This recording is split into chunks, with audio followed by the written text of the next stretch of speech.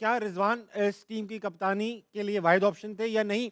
आमिर आपसे स्टार्ट करूंगा और ये भी सवाल के साथ ऐड कर दूंगा। रिजवान ने कहा कि साइम जो थे वो हमारा जो था एक जेलिंग फैक्टर थे, जब वो टीम से चले गए तो हम जरा मतलब हम बिखर गए। क्या कप्तान की तरफ से ये जुमला कहना ठीक है?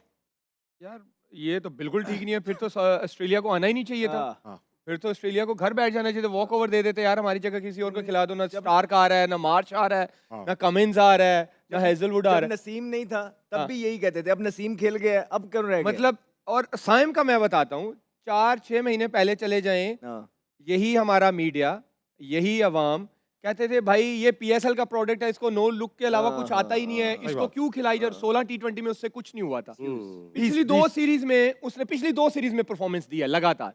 अब आप कह रहे हैं कि वो हमारी बैकबोन था, उसके अलावा हमारा कॉम्बिनेशन ही नहीं बन रहा। भाई क्या कहना चाहते हो?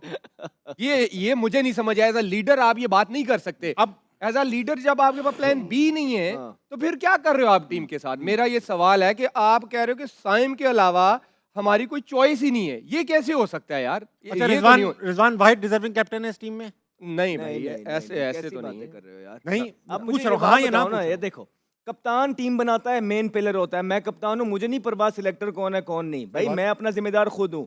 पिछले कितनी देर से ये कप्तान है और पिछले 6 महीने से जो लड़के ये ट्रैवल करवा रहे हैं वो सब जाया।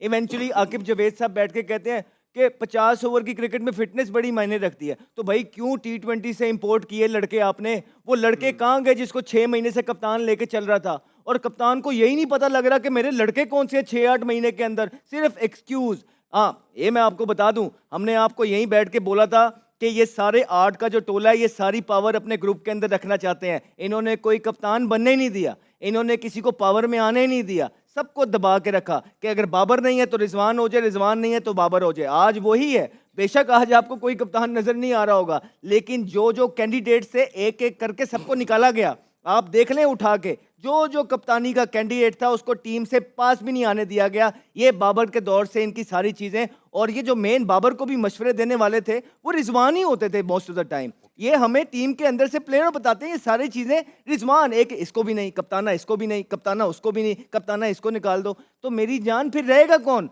फिर यही रहेगा, इन्हीं के हाथ में चीजें आएंगी। लेकिन आपका सवाल ये होना चाहिए कि रिजवान वाहिद नहीं, क्या रिजवान ठीक कैंडिडेट है? जो इनकी करंट परफॉर्मेंसेस लग रही हैं, जिस तरह ये ग्रूम कर रहे हैं यंगस्टर्स को, जिस तरह 5 महीने 6 महीने से किसी और को लेके चल रहे हैं, ठीक है। खिलाया किसी और को, और जो इनकी कप्तानी इस वर्ल्ड कप में नजर आई है, मेरा नहीं ख्याल है कि कप्तान जो सही। है ना इस तरह के होते हैं। मेरी नजर में रिजवान कप्तान नहीं बनते। राशिद भाई, if not Rizwan then who?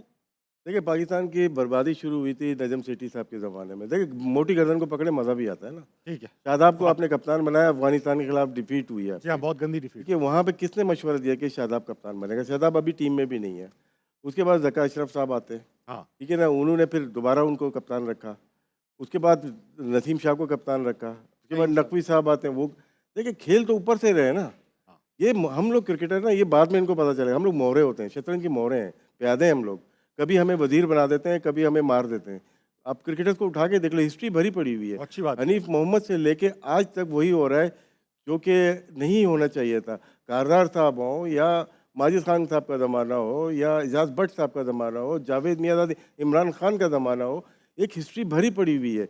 ये तो आज की जो फौज, ये जो लोग देख रहे हैं ना, डिजिटल मीडिया, कुछ भी नहीं है ये देखा इन्होंने। आप देखें किस तरह से पाकिस्तान के टुकड़े टुकड़े किए आपने क्रिकेट के अंदर, कितनी ज्यादतियाँ हुई, कितने कितने अच्छे प्लेयर्स रह गए। अब पहले एक राइवलरी होती थी कराची लाहौर की, अब मेरा तेरा चलता है, कहीं का भी हो, ये मेरा है, ये यहाँ का हो या वहाँ का हो, चलता है। आपके सिस्टम का बंदा ही चल सकता है इस सिस्टम के अंदर, चाहे वो बोट चलाने वाले हों या खेलने वाले हों, सिस्टम वैसे ही चलेगा। मेरे ख्याल से इसको बेहतर करने की ज़रूरत है, और ये होगा गवर्नमेंट लेवल पे ही होगा। मैं और आप तो बोल रहे हैं, सदियों से बोल रहे हैं ना, मुझसे पहले और लोग बैठे, उन्होंने बोला, लेकिन कुछ भी सही नहीं हुआ। लेकिन अब शायद टाइम आ गया है, ऊपर वाले सोचें कुछ। राशिद भाई, इस तरह के बड़े मोमेंट्स आए 2003 में भी लग रहा था सब चेंज होगा, हाँ, 7 में भी लगता था बिल्कुल सब ठीक कह चेंज रहे हो। होगा, 11 में भी लगता बिल्कुल था। ठीक खैर कह रहे हो। बहरहाल